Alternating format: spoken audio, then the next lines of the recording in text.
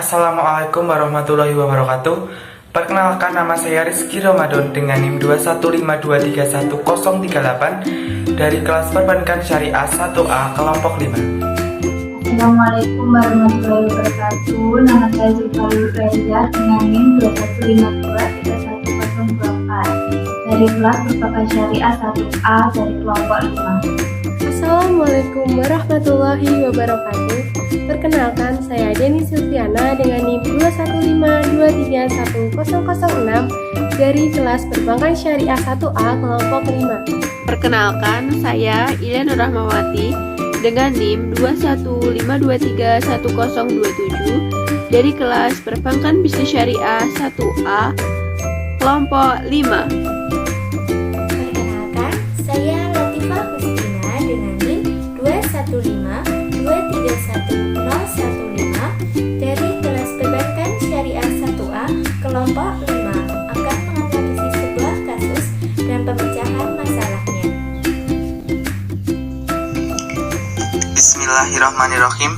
Assalamualaikum warahmatullahi wabarakatuh. Kami mahasiswa Perbankan Syariah Fakultas Ekonomi dan Bisnis Islam Universitas Islam Negeri Raden Mas Said, Surakarta. Video ini dibuat untuk menyelesaikan salah satu tugas kelompok di mata kuliah Pengantar Manajemen dengan dosen pengampu Ibu Yuni Astuti, Sarjana Ekonomi, Magister Administrasi Bisnis. Kami dari kelompok 5 terdiri dari 5 anggota yang masing-masing bekerja sama untuk menyelesaikan tugas ini. Antara lain: 1. Zulfa Lulu Klailiyah dengan NIM 215231024. 2. Ilya Nur Rahmawati dengan NIM 215231027. 3. Latifah Gustina dengan NIM 215231015. 4. Denik Silviana dengan NIM 215231006. 5. Rizky Ramadan dengan NIM 215231038. Pada video kali ini kita akan menganalisis kasus terkait puluhan hotel dan restoran di Bandung pilot dan dijual.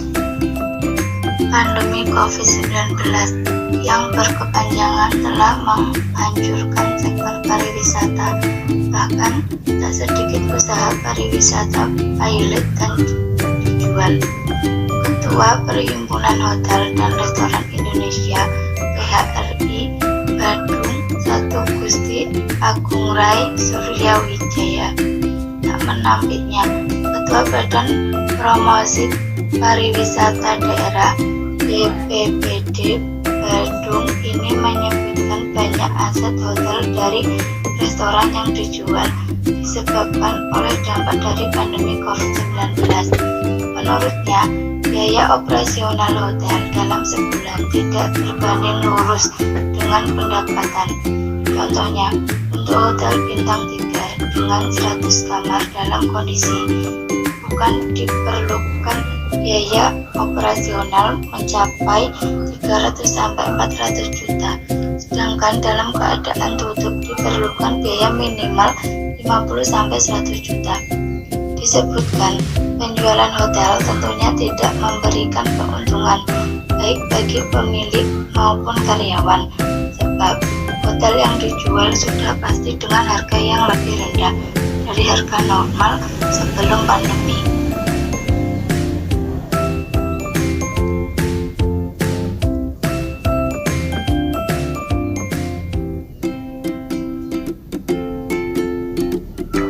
Selanjutnya, solusi dalam pemecahan kasus.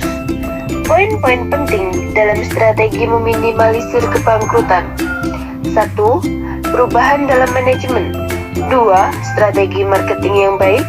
3. Melakukan evaluasi terhadap permasalahan kasus tersebut. 4. Memanfaatkan media sosial atau iptek.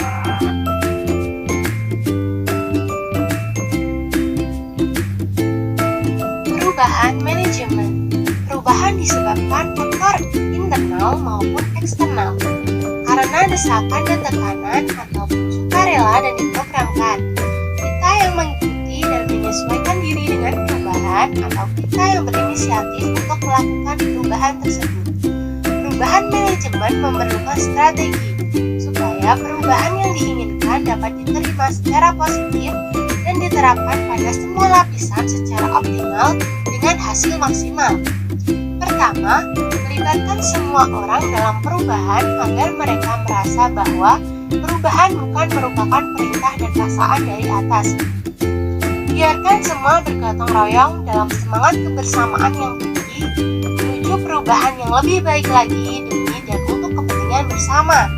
Kedua, menyederhanakan komunikasi maupun dalam sistem dan prosedur.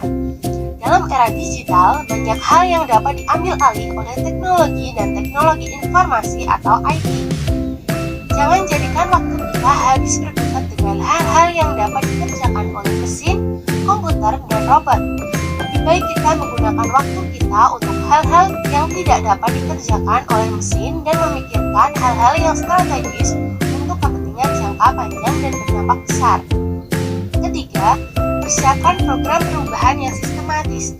Berikan pelatihan dan kesempatan kepada semua yang berkepentingan untuk menerapkan perubahan dari cara dan situasi kondisi lama ke cara dan situasi yang baru. Setiap kemungkinan yang akan terjadi selama dapat diperkirakan telah dituangkan ke dalam program, hanya yang betul-betul di luar dugaan, bersifat darurat, force majeure, yang memerlukan keputusan dan penanganan khusus. Keempat, jangan menutup-nutupi kesalahan atau sugarcoat attitude.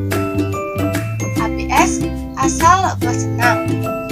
Anjuran dan dorongan semua karyawan untuk terbuka dan berani dalam menyampaikan pendapat, kesan, dan kritikan terhadap program baru yang dijalankan.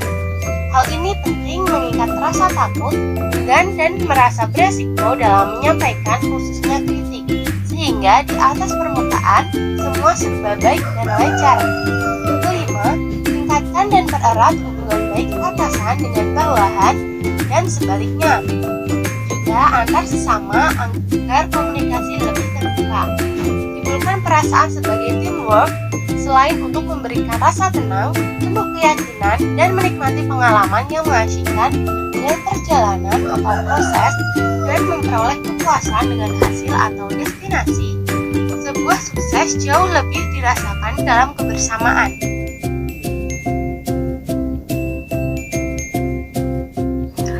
Solusi dalam pemecahan kasus selanjutnya yaitu strategi marketing. Dengan memberikan fasilitas lengkap, jangan pernah perang harga, menawarkan sesuatu yang unik, aktif di media sosial, dan kerjasama dengan agregator wisata. Tujuan adanya strategi marketing dalam memecahkan kasus tersebut adalah 1. Memberikan arah jangka panjang perusahaan yang bakal dicapai. 2. Membantu perusahaan beradaptasi pada setiap perusahaan. 3. Kinerja perusahaan menjadi lebih efektif. 4. Mengaplikasikan dan mengevaluasi strategi yang disepakati dengan efektif dan efisien. 5. Membuat strategi baru untuk menyesuaikan dengan perkembangan lingkungan eksternal. 6. Meninjau ulang kelebihan dan kelemahan serta mencermati peluang dan ancaman bisnis perusahaan. 7. Berinovasi pada produk dan layanan sehingga selalu disukai oleh konsumen. Solusi dalam pemecahan kasus selanjutnya yaitu melakukan evaluasi. Evaluasi diperlukan dalam setiap kegiatan yang telah dijalankan.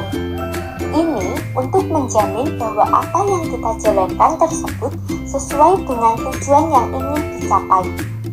Evaluasi tidak terbatas pada aktivitas teknis, melainkan juga non-teknis. Ia digunakan dalam berbagai macam bidang, terutama dalam lingkup perusahaan, proyek, ataupun pekerjaan lain yang berhubungan dengan sistem. Fungsi melakukan evaluasi yaitu untuk mengetahui kondisi terkini bisnis, untuk mengetahui perkembangan bisnis, menemukan masalah yang disadari, dan sebagai bahan rujukan dan membuat keputusan. Tahapan evaluasi yaitu yang pertama, menentukan topik. Kedua, merancang kegiatan evaluasi. Ketiga, pengumpulan data. Keempat, pengolahan dan analisis data. Dan terakhir, pelaporan hasil evaluasi. Solusi selanjutnya yaitu dengan pemanfaatan internet. Yang pertama, media informasi dan komunikasi antar perusahaan kepada pelanggan atau sebaliknya. Yang kedua, dapat menjangkau pasar yang lebih luas dan tepat sasaran dengan menggunakan digital marketing. Yang ketiga, menganalisis data secara cepat dan tepat untuk membantu mendapatkan data yang akurat.